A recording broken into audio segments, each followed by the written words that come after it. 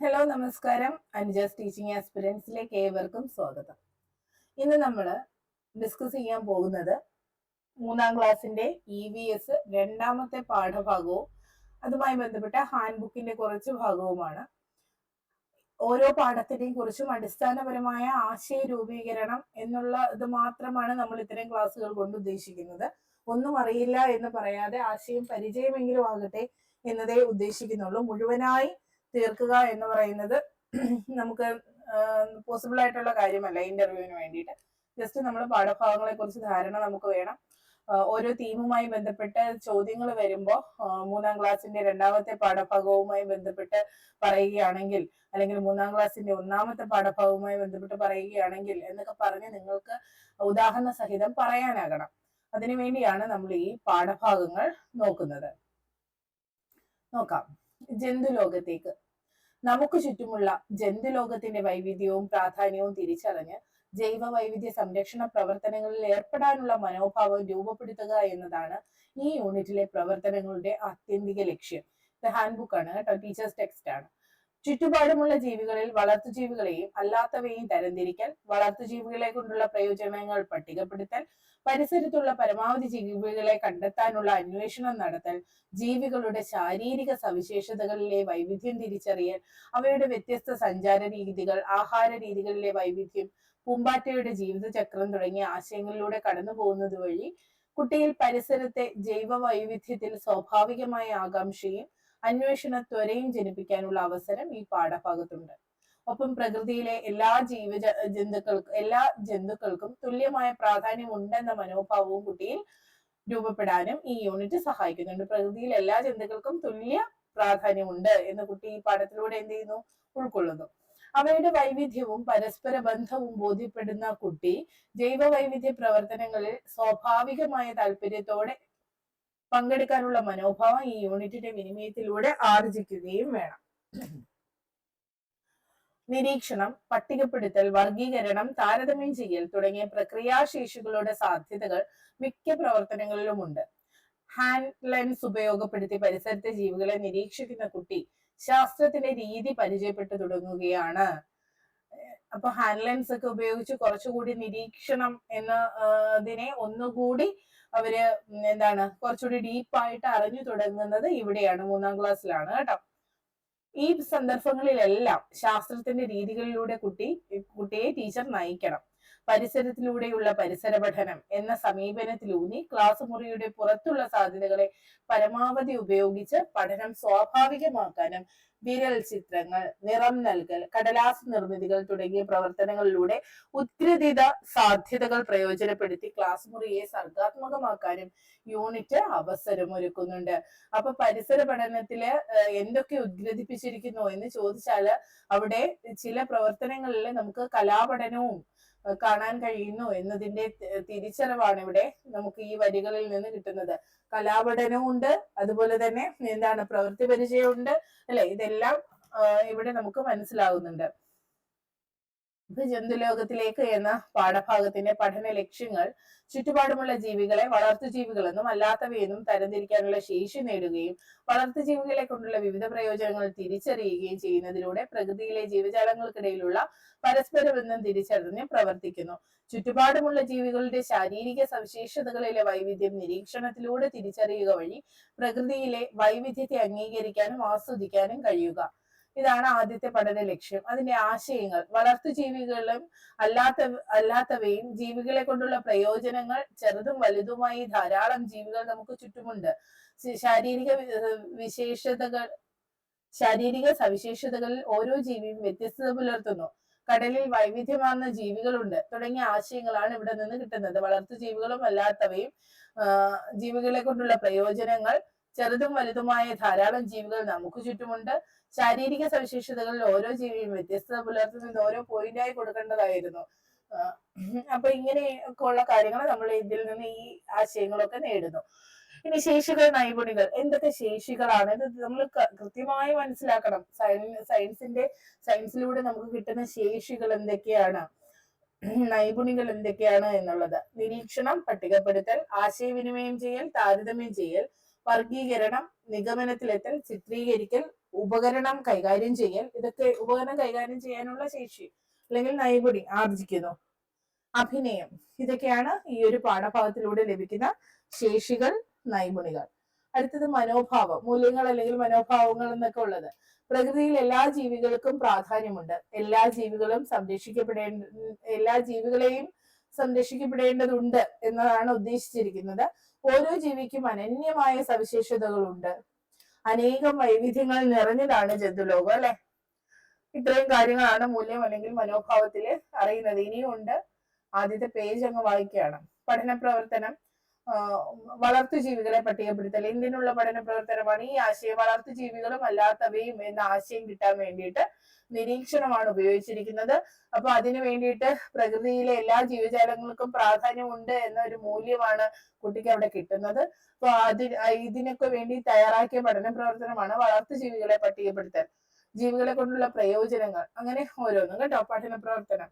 ചിത്ര പ്രശ്നോത്തരി, എന്റെ പരിസരത്തുള്ള ജീവികൾ എന്ന പട്ടിക തയ്യാറാക്കുന്നു. ഇത്തിരി കുഞ്ഞന്മാരും വമ്പന്മാരും വലുപ്പത്തിന്റെ അടിസ്ഥാനത്തിൽ ക്രമീകരിക്കൽ. അക്ഷര ചിത്രങ്ങൾ വരയ്ക്കൽ. ഹാൻഡ്ലൈൻസ് ഉപയോഗിച്ച് ചെറുജീവികളെ നിരീക്ഷിക്കൽ. വിരൽ ചിത്രങ്ങൾ. ചിത്ര പ്രശ്നോത്തരി, ശാരീരിക സവിശേഷതകളിലെ വൈവിധ്യം, പട്ടിക തയ്യാറാക്കൽ. കടൽ ജീവികൾ പട്ടികപ്പെടുത്തൽ. വിലയിരുത്തൽ, പോർട്ട്ഫോളിയോയിൽ ഉൾപ്പെടുത്തേണ്ട കാര്യങ്ങളാണ് കൊടുത്തിരിക്കുന്നത്. വളർത്തു ജീവികളുടെ പട്ടിക, ജീവികളെ കൊണ്ടുള്ള പ്രയോജനങ്ങൾ, പ്രക്രിയയും പട്ടികയും. എന്റെ പരിസരത്തുള്ള ജീവികൾ, അതിന്റെ പട്ടിക. ജീവികളെ വലിപ്പത്തിന്റെ അടിസ്ഥാനത്തിൽ ക്രമീകരിക്കൽ, പ്രക്രിയയും പട്ടികയും. ജീവികളുടെ സവിശേഷതകൾ പട്ടിക. പരിസരമൂല, ജീവികൾ ചിത്രപ്പതിപ്പ്, വിരൽ ചിത്രങ്ങൾ പതിപ്പ്, അക്ഷര ചിത്രങ്ങൾ. ഇതൊക്കെയാണ് പരിസരമൂലയിലേക്ക് പോകേണ്ടത്. ഇനി അടുത്തത് ജീവികളുടെ സഞ്ചാര രീതി നിരീക്ഷിച്ച് സവിശേഷതകൾ കണ്ടെത്തി നിഗമനത്തിൽ എത്തിച്ചേരുകയും അവയുടെ ശാരീരിക സവിശേഷതകളും എന്നുള്ളതാണ്. അപ്പൊ ഇവിടെ ശാരീരിക സവിശേഷതകൾ ഓരോ ജീവിയും വേറിട്ട് നിൽക്കുന്നു. ശാരീരിക സവിശേഷതകളിൽ ഓരോ ജീവിയും വേറിട്ട് നിൽക്കുന്നു എന്നുള്ള കാര്യം കുട്ടികൾ മനസ്സിലാക്കുന്നു. ജീവികളുടെ സഞ്ചാരത്തിൽ വൈവിധ്യമുണ്ട്. ചില ജീവികൾക്ക് ഒന്നിലധികം രീതികളിൽ സഞ്ചരിക്കാൻ കഴിയും തുടങ്ങിയ ആശയങ്ങളാണ് കുട്ടിക്ക് അവിടെ കിട്ടുന്നത്. അടുത്തത് ശേഷികൾ. കടലാസു രൂപങ്ങൾ നിർമ്മിക്കൽ, അളക്കൽ, പട്ടികപ്പെടുത്തൽ, നിരീക്ഷണം. ജീവികളുടെ സഞ്ചാര രീതികൾ. ജന്തുലോകത്തെ വൈവിധ്യം സംരക്ഷിക്കപ്പെടേണ്ടതാണ് എന്ന മൂല്യമാണ് അവിടെ കിട്ടുന്നത്. ഓരോ ജീവിയും മറ്റു ജീവികളെ കൂടി ആശ്രയിച്ചാണ് നിലനിൽക്കുന്നത് എന്ന ആശയമൊക്കെ കിട്ടുന്നുണ്ട്. ഒറിഗാമി രൂപങ്ങൾ നിർമ്മിക്കുന്നു. ജീവികളുടെ സഞ്ചാര വീഡിയോ പ്രദർശനം ഒക്കെയാണ് പഠന പ്രവർത്തനം. ജീവികളുടെ സഞ്ചാര രീതി പട്ടിക തയ്യാറാക്കുന്നു. ജീവികളുടെ ശാരീരിക സവിശേഷതകളും സഞ്ചാര രീതികളും താരതമ്യം ചെയ്യുന്നു. പോർട്ട്ഫോളിയോയിലേക്ക് ഇവയെല്ലാം നമുക്ക് ശേഖരിക്കാം, അല്ലെ? അങ്ങനെ ഓരോന്നും പറഞ്ഞുകൊണ്ടിരുന്നാൽ മുഴുവനായി തീരില്ല. അപ്പൊ നമ്മൾ ആമുഖം പറഞ്ഞപ്പോ തന്നെ അതിലുണ്ട് എന്തൊക്കെയാണ് വേണ്ടതെന്ന്. ഇനി നമുക്ക് ആശയപടം നോക്കാം. ജന്തുലോകം ജീവിക്കുന്ന സ്ഥലം, ജന്തുക്കൾ ജീവിക്കുന്ന സ്ഥലം, അവയുടെ പ്രയോജനം, വലിപ്പം, ശാരീരിക സവിശേഷത, സഞ്ചാരം, ആഹാര രീതി. ഇതൊക്കെയാണ് പ്രധാനമായി എന്ത് ചെയ്തത് ഈ പാഠത്തിൽ ഡിസ്കസ് ചെയ്യുന്നത്. ജീവിക്കുന്ന സ്ഥലത്തെ കരയിൽ ജീവിക്കുന്നവ, കടലിൽ ജീവിക്കുന്നവ എന്നിങ്ങനെയാണ് ഈ ഒരു പാഠഭാഗത്തിൽ ഉൾപ്പെടുത്തിയിട്ടുള്ളത്. പ്രയോജനമോ, ജന്തുലോകത്തിന്റെ പ്രയോജനം വളർത്തു ജീവികൾ എന്ന ആശയത്തിലേക്കാണ് കൊണ്ടുപോകുന്നത്. അത് ഏതൊക്കെയാണ് എന്നുള്ള കാര്യങ്ങളും ഈ പാഠഭാഗത്തിൽ പറയുന്നുണ്ട്. അടുത്തത് ജന്തുലോകത്തിലെ വലിപ്പത്തിന്റെ അടിസ്ഥാനത്തിൽ വലിയവ ചെറിയവ എന്ന് ജന്തുലോകത്തെ തരംതിരിക്കാമെന്നും വലിയവ ഏതൊക്കെ ചെറിയവ ഏതൊക്കെ എന്നൊക്കെ ഈ പാഠത്തിൽ ഡിസ്കസ് ചെയ്യുന്നു. പിന്നെ പൂമ്പാറ്റയുടെ ഓരോ സ്റ്റേജും, പൂമ്പാറ്റയുടെ ജീവിത ചക്രം ഡിസ്കസ് ചെയ്യുന്നു. വിവിധ തരം പൂമ്പാറ്റകളെ പരിചയപ്പെടുന്നു. ഈ സഞ്ചാര രീതി വ്യത്യസ്തമാണ് എന്നതും ജീവികളിൽ ഒരു ജീവി തന്നെ പല രീതിയിൽ സഞ്ചരിക്കാറുണ്ട് എന്ന ആശയവും ഒക്കെ ഇവിടെ കിട്ടുന്നുണ്ട്. ഇനി ശാരീരിക സവിശേഷത, നിറം, പുള്ളി, വര, കൊമ്പ്, ചിറക് അങ്ങനെ തുടങ്ങിയ എല്ലാ സവിശേഷതകളും ഇവിടെ ഡിസ്കസ് ചെയ്യുന്നു. അടുത്തത് ആഹാരമാണ്. സസ്യ ആഹാരം കഴിക്കുന്ന ജന്തുക്കളുമുണ്ട്, മാംസാഹാരികളുമുണ്ട്, അല്ലെ? അപ്പം സസ്യം മാത്രം കഴിക്കുന്നവയെ സസ്യാഹാരികളെന്നും സസ്യവും മാംസവും കൂടി കഴിക്കുന്നവയെ മിശ്രാഹാരികളെന്നും പിന്നെ മാംസം മാത്രം കഴിക്കുന്നവയെ മാംസാഹാരികളെന്നും തരംതിരിക്കുന്നു എന്നുള്ള ആശയവും ഈ ഒരു പാഠത്തിൽ നിന്ന് കുട്ടികൾക്ക് ലഭ്യമാകുന്നു. അവ ഏതൊക്കെയെന്നും അറിയുന്നു. ഇത്രയൊക്കെ കാര്യങ്ങളാണ് ഈ ഒരു പാഠത്തിലുള്ളത്. പഠന ലക്ഷ്യങ്ങൾ ചുറ്റുപാടുമുള്ള ജീവികളെ വളർത്തു ജീവികളെന്നും അല്ലാത്തവയെന്നും തരംതിരിക്കാനുള്ള ശേഷി നേടുകയും വളർത്തു ജീവികളെ കൊണ്ടുള്ള വിവിധ പ്രയോജനങ്ങൾ തിരിച്ചറിയുകയും ചെയ്യുന്നതിലൂടെ ജന്തു ജീവജാലങ്ങൾക്കിടയിലുള്ള പരസ്പര ബന്ധവും ആശ്രയത്വവും തിരിച്ചറിഞ്ഞ് പ്രവർത്തിക്കുക. ചുറ്റുപാടുമുള്ള ജീവികളുടെ ശാരീരിക സവിശേഷതകളിലെ വൈവിധ്യം നിരീക്ഷണത്തിലൂടെ തിരിച്ചറിയുക വഴി പ്രകൃതിയിലെ വൈവിധ്യത്തെ അംഗീകരിക്കാനും ആസ്വദിക്കാനും കഴിയുക. ഇതിൽ പരിശോധിക്കുന്ന മുന്നറിവ് എന്താണ്? നായ, പശു, പൂച്ച തുടങ്ങിയ ജീവികളെ വീട്ടിൽ വളർത്തുന്നു എന്നുള്ളത് കുട്ടികളിൽ നിന്ന് ചോദിച്ച് മനസ്സിലാക്കുന്നു അല്ലെ. വീട്ടിൽ നിങ്ങളുടെ പെറ്റ്സ് ഏതൊക്കെയാണ് എന്നൊക്കെയുള്ള കാര്യങ്ങൾ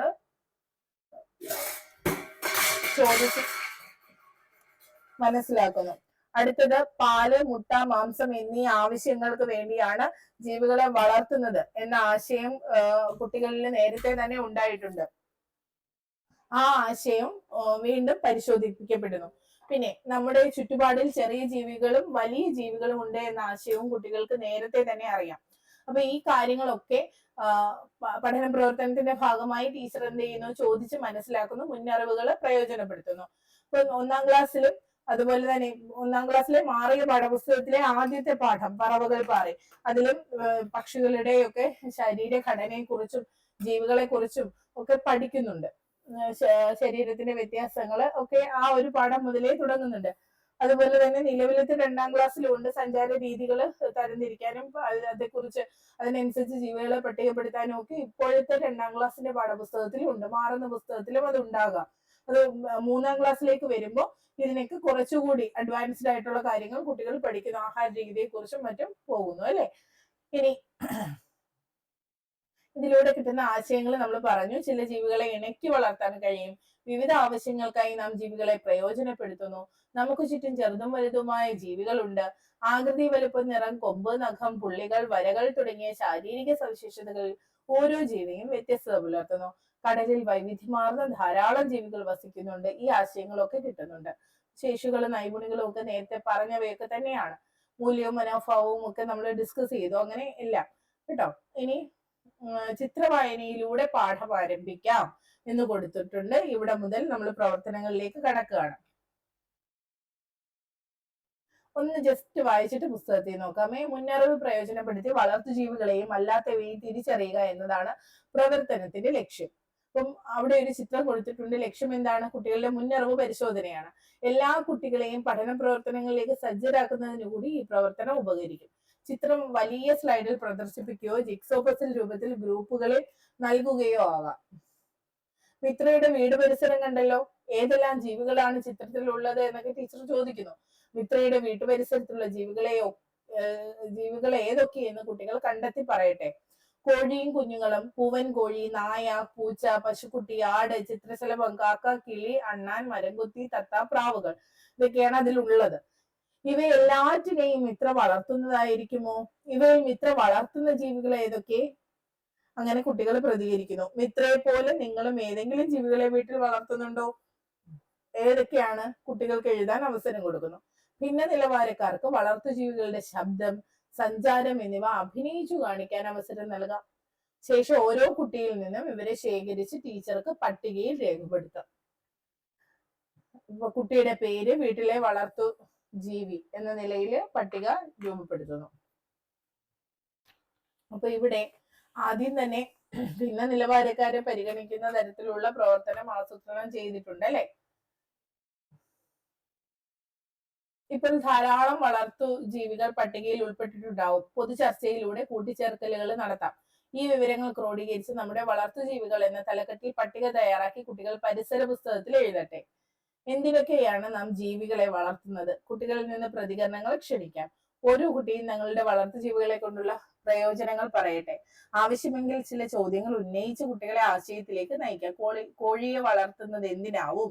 നായയെ വളർത്തുന്നതോ അലങ്കാര മത്സ്യങ്ങളെയോ? ഇങ്ങനെ ഓരോ ചോദ്യങ്ങൾ ചോദിക്കാം. പാൽ, മുട്ട, മാംസം തുടങ്ങിയ പ്രതികരണങ്ങളിൽ നിന്ന് ആഹാരത്തിന് എന്ന ആശയത്തിലേക്ക് എത്തണം.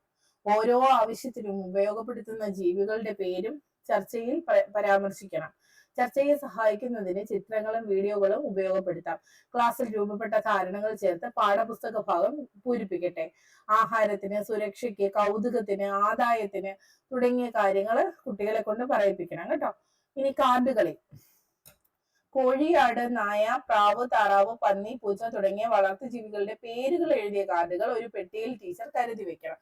നമുക്ക് വേണമെങ്കിൽ അവയുടെ ചിത്രവും പേരും ഉള്ളതാക്കിയാൽ കുറച്ചുകൂടെ ഭംഗിയാകില്ലേ? ഓരോ കുട്ടിയും ഓരോ കാർഡുകൾ വീതം നറുക്കായി എടുക്കുന്നു.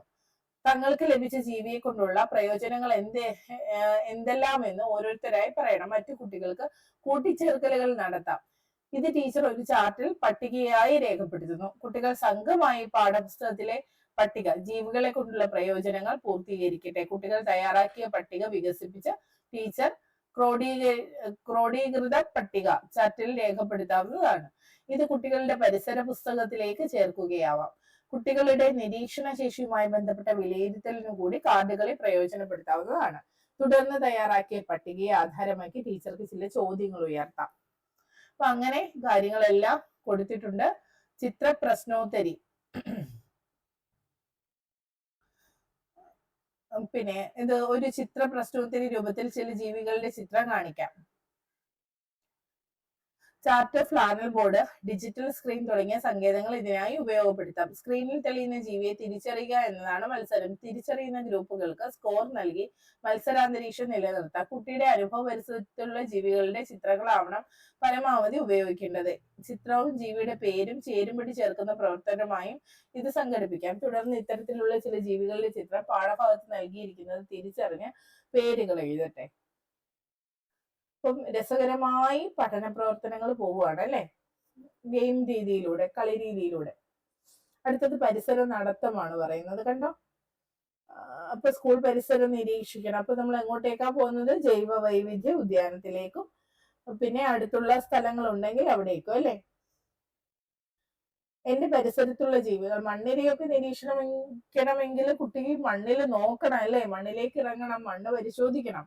ഇപ്പൊ മണ്ണിര, തുമ്പി, കുഴിയാന, കാക്ക, ചീവീട്, തവള, അരണ, അണ്ണാൻ അങ്ങനെ തുടങ്ങിയവയൊക്കെ കുട്ടികൾ കണ്ടെത്തി എഴുതുന്നു. ഓക്കെ, നമുക്കിനി പുസ്തകം കൂടി ഒന്ന് നോക്കാം. ജന്തു ലോകത്തേക്ക് ഈ ഹാൻഡ് ബുക്കിൽ പറഞ്ഞത് പ്രകാരം തന്നെ ആദ്യത്തെ ടിറ്റുലാർ പിക്ചർ അല്ലെ, ഇതിനകത്ത് നമ്മൾ എന്ത് കണ്ടു? കൃത്യമായി കുറെ ജീവികളെ നമുക്ക് കാണാൻ കഴിയുന്നുണ്ട്. വളർത്തുന്നവയുണ്ട്, അല്ലാത്തവയും ഉണ്ട്. വളർത്തു മൃഗങ്ങളുണ്ട്, വീട്ടിൽ വളർത്താത്ത മൃഗങ്ങളും ഉണ്ട്. ആഹാ, ഇതെല്ലാവരും വളരെ നേരത്തെ എത്തിയല്ലോ. കൂട്ടുകാരെ കണ്ട് മിത്ര വീടിന് പുറത്തിറങ്ങി. മിത്രയുടെ വീട്ടുപരിസരം കണ്ടല്ലോ. ഏതെല്ലാം ജീവികളാണ് ചിത്രത്തിലുള്ളത്? ഇവയിൽ മിത്ര വളർത്തുന്ന ജീവികൾ ഏതൊക്കെയാവും? ഏതൊക്കെ ജീവികളെയാണ് മനുഷ്യർ ഇണക്കി വളർത്തുന്നത്? ഇപ്പം മിത്ര വളർത്തുന്ന ജീവികളുടെ പേര് കുട്ടികൾ പറയും. അത് കഴിഞ്ഞ് ഏതൊക്കെ ജീവികളെയാണ് മനുഷ്യർ ഇണക്കി വളർത്തുന്നതെന്ന് ചോദിക്കുമ്പോൾ അവർക്ക് പറയാൻ ധാരാളം ഉത്തരം കാണും അല്ലെ. ആനയെ ഇണക്കി വളർത്തുന്നുണ്ട്, കാളയുണ്ട് അല്ലെ, പോത്തുണ്ട്, എരുമയുണ്ട്. അപ്പൊ അങ്ങനെ പല പേരുകൾ വരും അല്ലെ. നായയൊക്കെ ഇവിടെ പറഞ്ഞു കഴിഞ്ഞു. അങ്ങനെ പല പല പേരുകൾ കുട്ടികൾ പറയും. മുയലുണ്ട് അല്ലെ. എന്തിനൊക്കെ വേണ്ടിയാണ് നാം ജീവികളെ വളർത്തുന്നത്? ആഹാരത്തിന്, സുരക്ഷയ്ക്ക്, അലങ്കാരത്തിന് അല്ലെ. പിന്നെ അങ്ങനെ ഓരോന്നിനും വേണ്ടിയിട്ട് നമ്മൾ ജീവികളെ വളർത്തുന്നു എന്ന ആശയം കുട്ടികളിൽ നിന്ന് പറയിപ്പിക്കണം. അപ്പൊ അഥവാ കുട്ടികൾ ഇത് പറയുന്നില്ലെങ്കിൽ ഓരോ ഉദാഹരണം കൊടുത്ത് നമുക്ക് അവരെ അതിലേക്ക് എത്തിക്കാം അല്ലെ.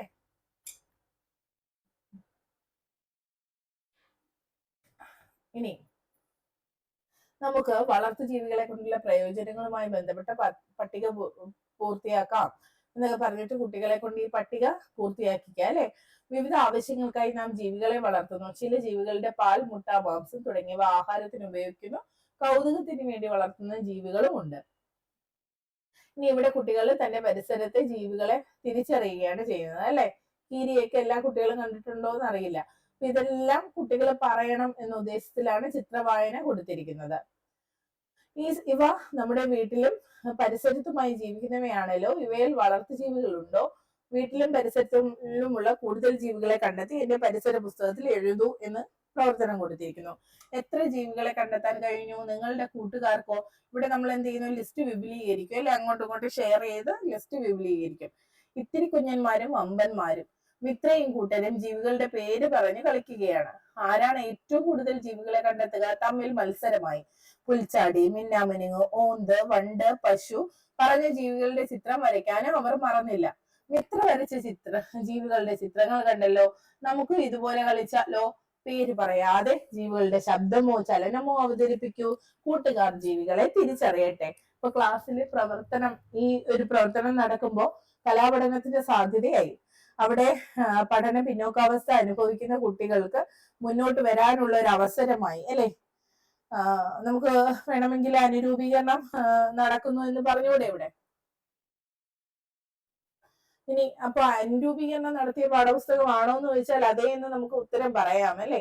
എല്ലാവരെയും പരിഗണിച്ചിട്ടില്ലേ.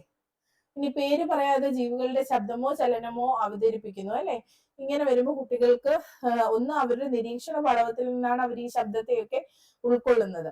അത് കഴിഞ്ഞ് അത് പ്രകടിപ്പിക്കുന്നു. അവിടെയും കുട്ടികൾ ശ്രദ്ധയോടെയാണ് ഇരിക്കുന്നത്. അപ്പം നമ്മൾ അവിടെ നിന്ന് പൂച്ച, നായ ഇവയൊക്കെ വളർത്തുന്നവയാണ്, വളർത്തുമൃഗങ്ങളാണ് എന്നൊക്കെ പറഞ്ഞു പഠിക്കുന്നതിനേക്കാൾ വെറുതെ മൊണോട്ടണസ് ആയിട്ടുള്ള കാര്യങ്ങളിലൂടെ പോകുന്നതിനേക്കാൾ എത്രയോ നല്ലതാണ് ഈ കളി രീതിയിലൂടെയുള്ള പഠനം. ഇനി അക്ഷരചിത്രങ്ങൾ വരയ്ക്കാം. നിങ്ങളുടെ പട്ടികയിലെ ഏറ്റവും ചെറിയ ജീവി ഏതാണ്? ഏറ്റവും വലുതോ? പട്ടികയിലെ ജീവികളെ വലുപ്പത്തിന്റെ അടിസ്ഥാനത്തിൽ ക്രമീകരിച്ച് എഴുതൂ. ചുറ്റുപാടുമുള്ള ചെറുജീവികളെ നിങ്ങൾ ശ്രദ്ധിച്ചിട്ടുണ്ടോ തുടങ്ങിയ ചോദ്യങ്ങൾ ഇവിടെയുണ്ട്. അത് കഴിഞ്ഞ് അക്ഷരചിത്രം, അക്ഷരങ്ങൾ കൊണ്ട് ചിത്രം വരയ്ക്കണം. ഇതുപോലെ കൂടുതൽ ചിത്രങ്ങൾ വരച്ചു നോക്കൂ എന്ന് കൊടുത്തിട്ടുണ്ട്. നമ്മുടെ വിദ്യാലയ പരിസരത്തിലും ഉണ്ടാകില്ലേ അനേകം ചെറുജീവികൾ? ഇവ ഏതെല്ലാം? ഇവയ്ക്കെല്ലാം ഒരേ വലിപ്പമാണോ? നമുക്ക് കൂട്ടായി നിരീക്ഷിച്ചാലോ? നിരീക്ഷണത്തിന് ഹാൻഡ് ലെൻസ് കൂടി ഉപയോഗിക്കണേ. എവിടെയെല്ലാം നിരീക്ഷിക്കാം? മണ്ണില്, ചെടികളില്, അങ്ങനെ ഓരോന്നും കുട്ടികൾ പറയുന്നു അല്ലെ. അതിനനുസരിച്ച് നമ്മൾ എഴുതി വെക്കുന്നു. ജലത്തില്, അങ്ങനെ കുട്ടികൾ ഓരോ ഒന്നും പറയുന്നു, അത് എഴുതുന്നു. കണ്ടെത്തിയ ചെറുജീവികളുടെ പേരുകൾ എന്റെ പരിസര പുസ്തകത്തിൽ എഴുതും. വിരൽ ചിത്രങ്ങൾ. മഷിയിൽ മുക്കിയ വിരലുകൾ കടലാസിൽ പതിപ്പിച്ച് വരച്ച ജീവികളുടെ ചിത്രങ്ങൾ നോക്കൂ. ഇതുപോലെ കൂടുതൽ ജീവികളുടെ ചിത്രങ്ങൾ വരയ്ക്കും. അങ്ങനെ വിരൽ ചിത്രത്തിനുള്ള സാധ്യത അവിടെയും എന്താണ്? കലാപഠനമാണ്. ഇനി സവിശേഷതകളിലെ വൈവിധ്യം. താഴെ നൽകിയിരിക്കുന്ന ശരീരഭാഗങ്ങൾ ഏതെല്ലാം ജീവികളുടെ നിന്ന് കണ്ടെത്തി എഴുതും. ഏതെല്ലാം വിധത്തിലാണ് ഇവ വ്യത്യാസപ്പെട്ടിരിക്കുന്നത്? നിറം, പുള്ളി, വര, അല്ലെ തുടങ്ങിയ കാര്യങ്ങളിൽ ഇവയൊക്കെ എന്ത് ചെയ്യുന്നു? വ്യത്യാസപ്പെട്ടിരിക്കുന്നു. നിറം കണ്ട് തിരിച്ചറിയാൻ കഴിയുന്ന ജീവികളുണ്ടോ? കൊമ്പ് കണ്ടാൽ തിരിച്ചറിയാൻ കഴിയുന്ന ജീവികൾ ഏതൊക്കെ? പുള്ളികൾ കണ്ടാലോ? ആകൃതിയിലും വലിപ്പത്തിലും നിറത്തിലും കൊമ്പ്, നഖം, പുള്ളികൾ, വരകൾ തുടങ്ങിയ സവിശേഷതകളിലും ഓരോ ജീവിയും വ്യത്യസ്തത പുലർത്തുന്നു. ഇതൊക്കെ അധിക വായനയ്ക്ക് വേണ്ടി കൊടുത്തിരിക്കുന്നതാണ്. ഈ കടലിലെ ജീവികൾ എന്ന ഭാഗത്തിലേക്കാണ് പോയിരിക്കുന്നത്. അതാണ്ട് നമ്മൾ ഈ പറഞ്ഞ പ്രവർത്തനങ്ങളുടെ ഹാൻഡ് ബുക്ക്. മുൻ പ്രവർത്തനത്തിന്റെ തുടർച്ചയായാണ് ഈ പ്രവർത്തനം നിർവഹിക്കേണ്ടത്. കുട്ടികൾ കണ്ടെത്തിയ വിവിധ ജീവികളെ ചിത്രീകരിക്കാനും അവയുടെ ശബ്ദമോ ചലനമോ അവതരിപ്പിക്കാനുമുള്ള അവസരം ഈ പ്രവർത്തനം നൽകുന്നുണ്ട്. അതിനാൽ കലാപഠന പ്രവർത്തനങ്ങളുമായുള്ള ഉത്കൃത സാധ്യത കൂടിയായി ഇതിനെ പരിഗണിക്കുകയും ഉപയോഗിക്കുകയും വേണം. ഒരാൾ ശബ്ദമോ ചലനമോ അവതരിപ്പിക്കുകയും മറ്റുള്ളവർ ജീവികളെ കണ്ടെത്തുകയും ചെയ്യുന്ന വിധത്തിലുള്ള ഒരു കളിയായി തന്നെ ക്ലാസ്സിൽ അവതരിപ്പിക്കാം. പരിസരത്തുള്ള ജീവികളുടെ വൈവിധ്യവും വൈപുല്യവും കുട്ടികൾക്ക് ബോധ്യപ്പെടാനുള്ള വഴി എന്ന നിലയ്ക്കാണ് കളിയെ ഉപയോഗിക്കേണ്ടത്. കളിയിലൂടെ പരമാവധി ജീവികളെ ക്ലാസ് ചർച്ചയിൽ എത്തിക്കണം. ഇവയിൽ നിങ്ങൾക്ക് ഇഷ്ടപ്പെട്ട ജീവികളുടെ ചിത്രം വരയ്ക്കാനുള്ള അവസരവും കളിക്ക് തുടർച്ചയായി നൽകണം. പാഠഭാഗത്ത് നൽകിയിട്ടുള്ള മാതൃകയിൽ കുട്ടികൾക്ക് വരയ്ക്കാൻ പാകത്തിലുള്ള കൂടുതൽ ചിത്രങ്ങൾ ടീച്ചർ പരിചയപ്പെടുത്തുന്നത് നല്ലതാണ്. ഈ ചിത്രങ്ങളുടെ പ്രത്യേകത അവ വരയ്ക്കാൻ എളുപ്പമാണ് എന്നുള്ളതല്ലേ. അപ്പൊ ജിറാഫിനെയൊക്കെ എച്ച് വെച്ച് വരയ്ക്കാം കേട്ടോ, അടിപൊളിയായിട്ട്. അപ്പൊ അതുപോലെ വരയ്ക്കാൻ പറ്റുന്ന ചിത്രങ്ങളാണ് ഇവിടെ കൊടുത്തിരിക്കുന്നത്, വരയ്ക്കാൻ കഴിയുന്ന രീതിയിൽ. എന്റെ പരിസരത്തുള്ള ജീവികൾ ചിത്രങ്ങൾ എന്ന തലക്കെട്ടിൽ പരിസര പുസ്തകത്തിൽ ഏതാനും ചിത്രങ്ങൾ കുട്ടികൾ വരയ്ക്കട്ടെ. തുടർ പ്രവർത്തനമായി കുട്ടികൾക്ക് കടലാസ് നൽകി കൂടുതൽ ചിത്രങ്ങൾ വരച്ച് നിറം നൽകാൻ ആവശ്യപ്പെടുകയും അത് പോർട്ട്ഫോളിയോയിലേക്ക് ചേർക്കുകയും ചെയ്യാവുന്നതാണ്. അപ്പൊ ഇത് ചെയ്യുമ്പോൾ തന്നെ നമുക്കത് ഡിജിറ്റൽ പോർട്ട്ഫോളിയോയിലും ചേർക്കാം അല്ലെ. ഒരു ചാർട്ട് പേപ്പറിൽ എല്ലാ കുട്ടികളുടെയും പങ്കാളിത്തത്തോടെ ജീവികളുടെ ചിത്രങ്ങൾ വരച്ച് നിറം നൽകി പരിസര മൂലയിൽ പ്രദർശിപ്പിക്കുക കൂടി ചെയ്യുന്നത് നന്നായിരിക്കും. ഒറ്റ പേപ്പറാണ്, എല്ലാ കുട്ടികളും കൂടി അതില് ഓരോ ജീവികളുടേതായ ചിത്രങ്ങൾ വരച്ച് നിറം നൽകി പരിസര മൂലയിൽ സൂക്ഷിക്കുന്നു അല്ലെ. ഒരു ചാർട്ടിൽ ഒരുപാട് മൃഗങ്ങളുടെ ചിത്രം വരും, എല്ലാ കുട്ടികളുടെയും പങ്കാളിത്തവും വരും. അക്ഷര ചിത്രങ്ങൾ നമ്മൾ TTCക്കൊക്കെ പഠിക്കുന്ന സമയത്ത് ചെയ്തിട്ടുണ്ട്. അക്ഷര ചിത്രങ്ങൾ അതൊക്കെ ഇവിടെ ആ അനുഭവമൊക്കെ ഇവിടെ പ്രയോജനപ്പെടും അല്ലെ. ഹാ കൊണ്ടാണ് ഈ കോഴിയെ വരച്ചിരിക്കുന്നത് അല്ലെ. ഈ ഇതെന്താണ്, രാ കൊണ്ട് പൂച്ച, പിന്നെ ശാ കൊണ്ട് ഒച്ച് അല്ലെ. നായൊക്കെ കൊണ്ട് നായായിരിക്കും, നാ ഉപയോഗിച്ചിട്ട് തേനീച്ച, നാ കൊണ്ട് പിന്നെ ഉറുമ്പ്, അങ്ങനെയൊക്കെ വരച്ചിരിക്കുന്നു. നമുക്ക് കൂടുതൽ ചിത്രങ്ങൾ വരയ്ക്കാം. ജീവികളുമായി ബന്ധപ്പെട്ട അക്ഷര ചിത്രങ്ങളുടെ ചില മാതൃകകൾ പരിചയപ്പെടുത്തിയിട്ട് എന്ത് ചെയ്യുന്നു, അക്ഷര ചിത്രത്തിന്റെ പതിപ്പ് തയ്യാറാക്കി പോർട്ട്ഫോളിയോയിൽ വയ്ക്കാൻ ആവശ്യപ്പെടുന്നു. ചെറുതും വലുതും. വലിപ്പത്തിന്റെ അടിസ്ഥാനത്തിൽ കുട്ടികൾ ആ ചാർട്ടുകൾ നോക്കി, മുൻപ് തയ്യാറാക്കിയ ജീവികളുടെ പേരുകളുടെ ചാർട്ടുകൾ നോക്കി വലിപ്പത്തിന്റെ അടിസ്ഥാനത്തിൽ ക്രമീകരിക്കുന്നു. വലിപ്പത്തിലെ വൈവിധ്യം സ്വാഭാവികമായി ബോധ്യപ്പെടാനുള്ള അവസരം എന്ന നിലയ്ക്ക് മാത്രം കണ്ടാൽ മതിയാകും. നിങ്ങൾ തയ്യാറാക്കിയ പട്ടികയിലെ ഏറ്റവും വലിയ ജീവി ഏതാണ്, ഏറ്റവും ചെറുതോ എന്നീ ചോദ്യങ്ങളിലൂടെ വലിപ്പത്തിനനുസരിച്ച് ക്രമീകരിക്കാനുള്ള പ്രവർത്തനത്തിലേക്ക് കടക്കാം. കുട്ടികൾ ജീവികളെ വലിപ്പത്തിന്റെ ക്രമത്തിൽ ഒരു ചാർട്ട് പേപ്പറിൽ ക്രമീകരിച്ച് പ്രദർശിപ്പിക്കട്ടെ. അടയാളം, പിരമിഡ് മാതൃക തുടങ്ങിയ വ്യത്യസ്ത രീതികൾ പരിഗണിക്കാവുന്നതാണ്. അമ്പടയാളം, ഞാൻ അടയാളം എന്നേ പറഞ്ഞോളൂ അല്ലെ. അപ്പം അതായത് ഉറുമ്പ്, അതിനേക്കാൾ വലുത് തേരട്ട, അതുകൊണ്ട് അമ്പടയാളം വെച്ചിട്ടാണ് അത് സൂചിപ്പിച്ചിട്ടുള്ളത്.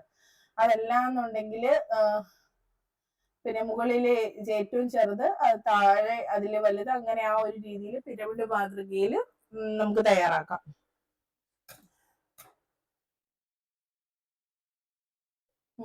വളരെ ചെറിയ ജീവികൾ മുതൽ വലിയ ജീവികൾ വരെ നമ്മുടെ പരിസരത്തുണ്ട്. ഈ ചാർട്ട് കൊടുത്തിട്ട് അതിനകത്ത് ഏറ്റവും ചെറിയ ജീവി ഏതാണ്, ഏറ്റവും വലുത് ഏതാണ് തുടങ്ങിയ ആശയങ്ങളിലേക്ക് എത്തുന്നു.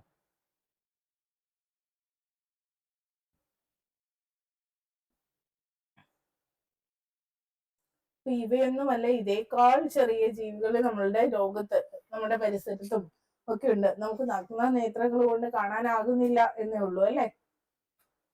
അതെ, മനുഷ്യ ചർമ്മത്തിൽ ജീവിക്കുന്ന ഡെമോഡെക്സ്റ്റ് എന്ന് പറയുന്ന പിന്നെ ജീവിയാണിത്. ഇത് കണ്ടാ പറയൂ, നമ്മുടെ ശരീരത്തിലൊക്കെ ഇങ്ങനെ ഒരു ജീവി ഉണ്ടെന്ന് നമുക്ക് നഗ്നനേത്രങ്ങൾ കൊണ്ട് കാണാനാകില്ല. ഇനി നാടവിര, അങ്ങനെ എല്ലാത്തിന്റെയും കൊറോണ വൈറസ്, അപ്പൊ ചെറിയ ജീവികളാണ് ഇവയൊക്കെ. ചെറുജീവികളെ നിരീക്ഷിക്കാൻ തൊട്ടു മുമ്പോ വലുപ്പത്തിന്റെ അടിസ്ഥാനത്തിൽ ജീവികളെ ക്രമീകരിക്കുന്ന പ്രവർത്തനം കുട്ടികൾ ചെയ്തു കഴിഞ്ഞല്ലോ.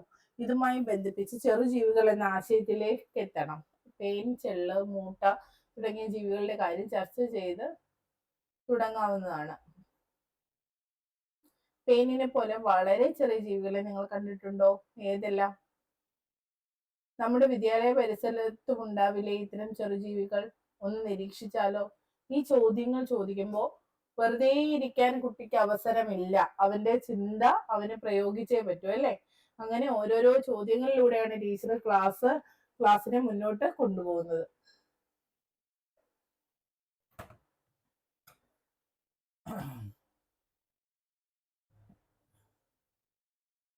എവിടെയെല്ലാമാണ് നിരീക്ഷിക്കേണ്ടത്? ചോദ്യങ്ങൾ നമ്മൾ ഇട്ടുകൊടുത്ത് അവരെ കൊണ്ട് തന്നെ ഉത്തരം പറയിപ്പിച്ച് വരുമ്പോഴത്തേക്ക് നല്ല പ്ലാൻഡ് ആയിട്ട് കാര്യങ്ങൾ ചെയ്യാനായിട്ട് കഴിയും.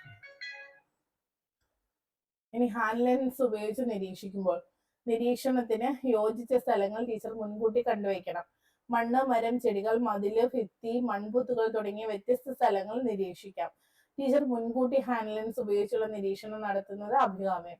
സംഘങ്ങളായി നിരീക്ഷിക്കാൻ കഴിയുന്ന വിധം ഒന്നിലധികം ലെൻസുകൾ കരുതുന്നത് നല്ലതാണ്. കണ്ടെത്താനിടയുള്ള ജീവികളെ കുറിച്ച് ടീച്ചർക്ക് ധാരണ ഉണ്ടായിരിക്കണം. കണ്ടെത്തലുകൾ കുറിക്കാൻ കുട്ടികൾക്ക് ചുമതല നൽകണം. ഇനി വിരൽ ചിത്രങ്ങൾ, അതൊക്കെ നമുക്ക് അറിയാവുന്നതാണ്, വെറുതെ സമയം കളയണ്ട. ഇതുപോലെ ഭംഗിയായിട്ട് വിരൽ ചിത്രങ്ങൾ നമുക്ക് നിർമ്മിക്കാം. അപ്പോൾ നമുക്ക് ഏകദേശ ധാരണ ഈ ഒരു പാഠത്തെ കുറിച്ച് കിട്ടിയിട്ടുണ്ട് അല്ലെ. തിരിച്ചറിയൽ മത്സരം എങ്ങനെയാണ്? ഈ ശരീരഭാഗങ്ങൾ കാണിച്ചിട്ട് ഏതാണ് ജീവി എന്ന് പറയുക എന്നുള്ളതാണ്. ഇവിടെ ശ്രദ്ധിക്കേണ്ടത് നമ്മുടെ കുട്ടികളുടെ നിലവാരം അനുസരിച്ചും എല്ലാ കുട്ടികളെയും പരിഗണിച്ചുമാണ് ഓരോ പ്രവർത്തനവും ആസൂത്രണം ചെയ്തിരിക്കുന്നത് എന്നുള്ളതാണ്. വലിയ കാഠിന്യമായ രീതിയിൽ ആദ്യമേ കൊടുത്തുകൊണ്ട് കുട്ടികളെ പേടിപ്പിക്കുന്നില്ല. അവര് പഠനം ആസ്വദിച്ച് ഏർപ്പെടുന്ന ഒരു പ്രവർത്തനമായിട്ട് ഇവിടെ മാറുന്നു.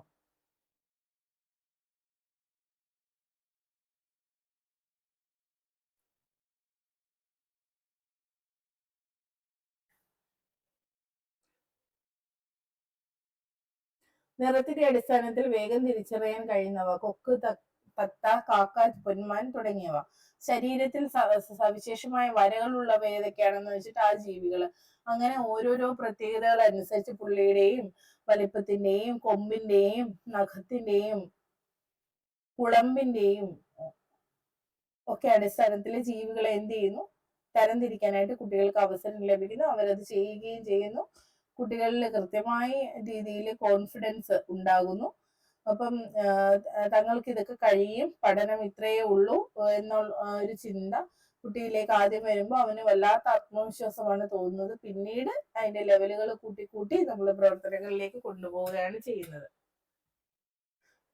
ക്രോഡീകരിക്കാനായിട്ട് ജീവികൾ, അതിന്റെ നിറം, വര, പുള്ളി, കൊമ്പ്, കുളമ്പ്, നഖം എന്നിങ്ങനെയുള്ള ഈ ഒരു കോളം പൂർത്തിയാക്കാനാണ് കൊടുക്കുന്നത്.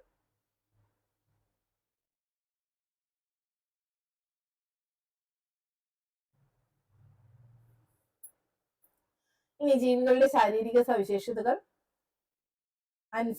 അതിന്റെ പട്ടിക തയ്യാറാക്കലാണ്. വൈവിധ്യമാർന്ന ജീവികളെ പട്ടികയിൽ ഉൾപ്പെടുത്തിയിട്ടുണ്ടോ എന്ന കാര്യമൊക്കെയാണ് പരിശോധിക്കുക. ശാരീരിക സവിശേഷതകൾ സംബന്ധിച്ച് ശരിയായ നിരീക്ഷണം രേഖപ്പെടുത്തിയിട്ടുണ്ട്. പട്ടിക ഉചിതമായ ഘടനയിൽ തയ്യാറാക്കിയിട്ടുണ്ട്. പൂർണ്ണതയും തനിമയും ഉണ്ട്. ഈ കാര്യങ്ങളാണ് അവിടെ പരിശോധിക്കുക.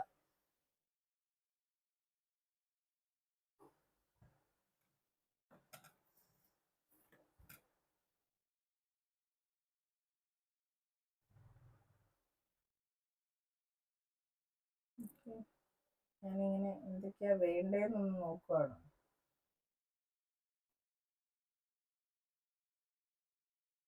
കടലിലെ ജീവികള് ഒക്കെ നോക്കി വെച്ചേക്കണേ.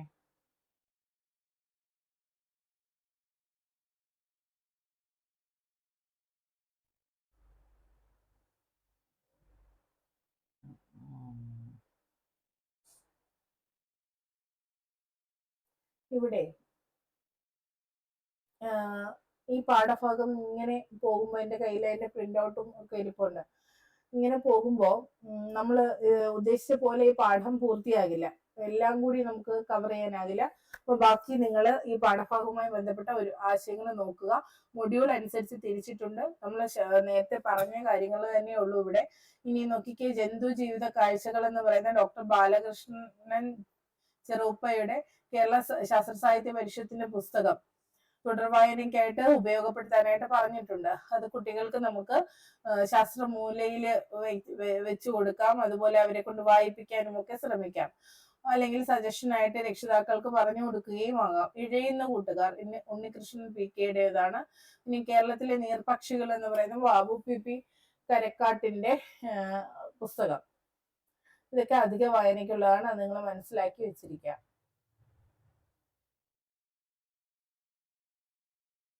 ഈ സഞ്ചാര രീതിയുടെ പ്രത്യേകത അനുസരിച്ചിട്ടുള്ള കാര്യങ്ങളാണ് ചോദിച്ചിരിക്കുന്നത്. ഓരോന്നും കൃത്യമായ ചോദ്യങ്ങൾ ചോദിച്ചുകൊണ്ടാണ് ഓരോരോ ആശയവും കുട്ടികളിൽ രൂപീകരിക്കുക. അതായത് കൃത്യമായി ഇന്ററാക്ഷൻ അവിടെ നടക്കുന്നുണ്ട്, ശിശു കേന്ദ്രീകൃതമാകുന്നുണ്ട്. അതുപോലെ കുട്ടികൾ തന്നെ അറിവ് നിർമ്മിക്കുന്നുമുണ്ട്. ഇനി സഞ്ചാരവുമായി ബന്ധപ്പെട്ട ഉദാഹരണങ്ങളാണ് ഉൾപ്പെടുത്തിയിട്ടുള്ളത്. ഏതെല്ലാം രീതികളിലൂടെയാണ് ജീവികൾ സഞ്ചരിക്കുന്നത്, വ്യത്യസ്ത രീതികളിൽ സഞ്ചരിക്കുന്ന ജീവികളുണ്ടോ തുടങ്ങിയ ആശയങ്ങളൊക്കെ ഈ പാഠത്തിൽ ലഭിക്കുന്നു എന്ന് നമ്മൾ ആമുഖ ഭാഗത്തിൽ തന്നെ പറഞ്ഞതാണ്. നടക്കാൻ കഴിയുന്ന ജീവികളാണ് ഓടുന്നത്. അതിനാൽ ഓട്ടത്തെ ഒരു സഞ്ചാര രീതിയായി പരിഗണിക്കേണ്ടതില്ല. കൂട്ടരെ കണ്ടെത്താം. അത് നമ്മൾ പറഞ്ഞില്ലല്ലോ, പുസ്തകത്തിൽ പറഞ്ഞിരുന്നോ?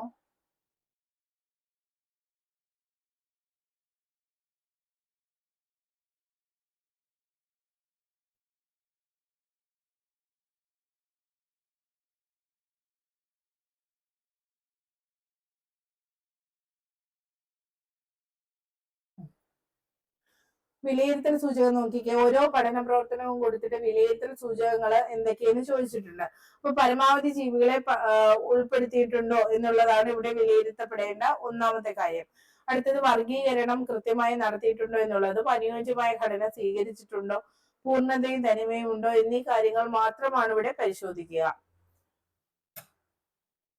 ഇതിന് തുടർച്ചയായിട്ട് ഒരു വർക്ക്ഷീറ്റ് കൂടി ഉപയോഗപ്പെടുത്താമെന്ന് പറഞ്ഞിട്ടുണ്ട്. വർക്ക്ഷീറ്റിന്റെ മാതൃക കൊടുത്തിട്ടുണ്ട്. അതായത് ഓരോ കൂട്ടത്തിലും സഞ്ചാര രീതിയിൽ വ്യത്യസ്തമായ ജീവികളെ വട്ടത്തിലാക്കുന്നു. അങ്ങനെ ഒരു പ്രവർത്തനം കൊടുക്കാൻ കുറച്ച് ജീവികളുടെ പേര് കൊടുത്തിട്ട്, അപ്പം അതാണ് ഈ പേരുകൾ നൽകിയിരിക്കുന്നത്. പാമ്പ്, അരണ, ഒച്ച്, കുയിൽ, പശു, തവള, ആട്, എരുമ, അങ്ങനെ ഓരോ സെറ്റുകൾ തന്നിട്ടുണ്ട്. അവയിൽ നിന്ന് അവയെ എന്ത് ചെയ്യണം, സഞ്ചാര രീതിയുടെ വ്യത്യസ്തതയുടെ അടിസ്ഥാനത്തിൽ ഗ്രൂപ്പ് ആക്കണം അല്ലെങ്കിൽ വട്ടത്തിലാക്കണം. ഒരേപോലെ സഞ്ചരിക്കുന്ന ജീവികളെ ചേരുംപടി ചേർക്കാനാണ് ഇവിടെ പറഞ്ഞിരിക്കുന്നത്.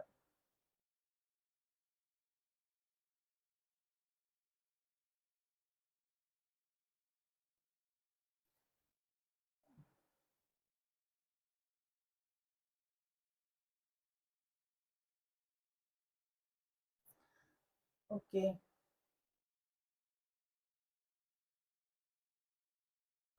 ഈ കാങ്കരുവിന്റെ ഒക്കെ വിശദമായ വിവരങ്ങൾ ഹാൻഡ് ബുക്കിൽ ടീച്ചർ ടെക്സ്റ്റിൽ കൊടുത്തിരിക്കുന്നത് എല്ലാവരും വായിക്കുക. ഓക്കെ.